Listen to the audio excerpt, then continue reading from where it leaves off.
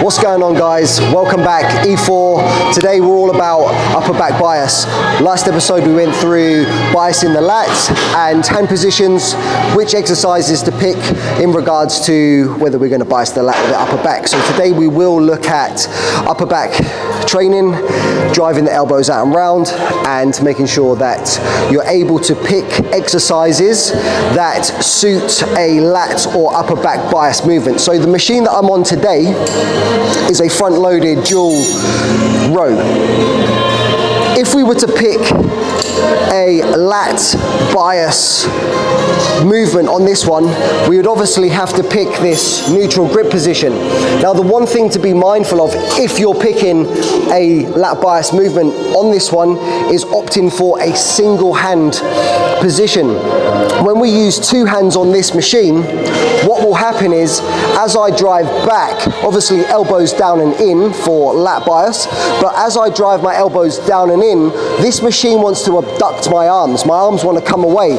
Now, remember last time I was talking about when we drive into the hip pocket, we're really going to shorten the lat as much as possible. So if we're driving out and round, we're still going to be targeting more towards the upper back fibers. So I'm always going to pick a single hand movement on this machine if I want to hit lat, and then I'll have to alter myself ever so slightly so I can then drive the elbow down and into the hip pocket. Like this, front foot supporting the working arm so I can keep the hips square, drive the elbow down and in. You see how that elbow moves into the hip pocket because I'm doing single arm or unilateral as I like to call it. Perfect. Two arms, yeah, even standing, it's going to duct my arms away. So it's not really worth it. So be smart when you're picking your machines, whether you're going to target the lat or the upper back. Now, I would always be doing a seated upper back profile movement on this one because this will drive my elbows out and round for me to target the upper back fibers. So remember, neutral grip for lats, pronate grip for upper back. Again, you want to make sure your seat is at a good height.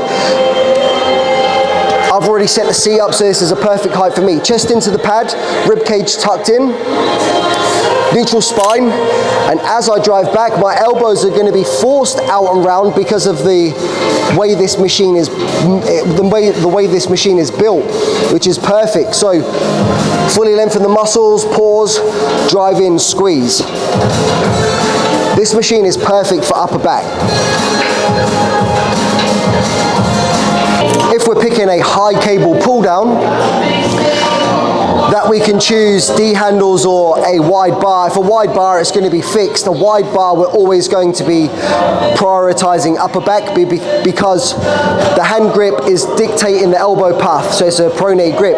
Now we've got a dual D handle here, so I can either opt to hit lat bias or upper back bias. I'll just give you an example of what upper back bias would look like.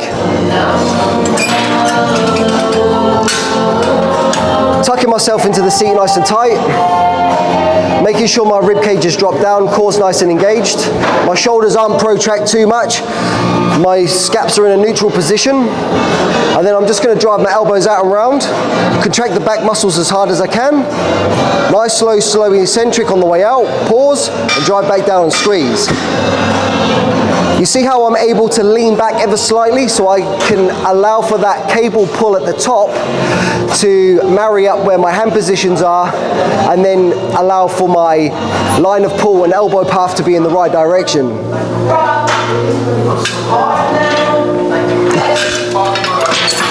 Now when it comes to lats, it's a little bit different. I'm going to have to keep a straight back, rib cage tucked down, so I'm able to tuck my elbow down and into the hip pocket. For this one, I would generally pick a single arm movement so I can really focus on making sure that line of pull is in the right direction. But if we're going to do a dual-handed movement, I'll quickly demonstrate this one. My back's going to be nice and straight compared to upper back bias, I'm going to be thinking about driving my elbows forward and down into the hip pocket throughout the movement. Slow, controlled eccentric, drive the elbows forward and then down into the hip pocket. Do you see how my elbows don't bypass the rib cage? This is perfect for a lat to be in a shortened position. Nice slow eccentric, drive down and squeeze.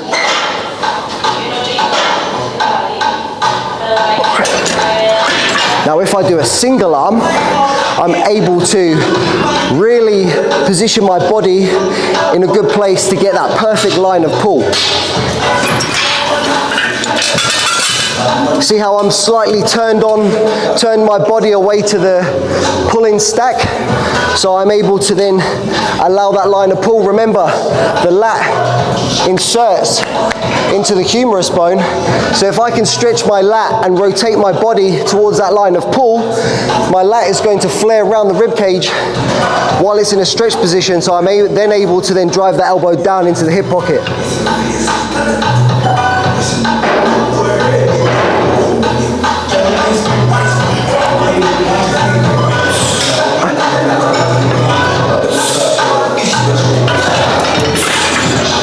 So remember guys, when you're picking a piece of equipment, have a look at the line of pull, see if you can attach different accessories, different bars, D-handles, whatever you need to do in order to target the correct muscle area. Don't just jump on a piece of machine thinking it's going to target what you want unless you know where that elbow path is going.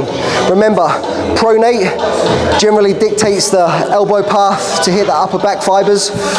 Neutral grip driving down or supinated grip driving in is going to hit the lat fibers. Don't get me wrong, you're still going to hit your back no matter what when you're training back, but it's just where we position the arm path or the cable line of pull in order to target the correct areas. If you've got any questions guys, feel free to drop a message in the box or hit me up and I'll be happy to help. Stay tuned for E5. See you later guys, take it easy.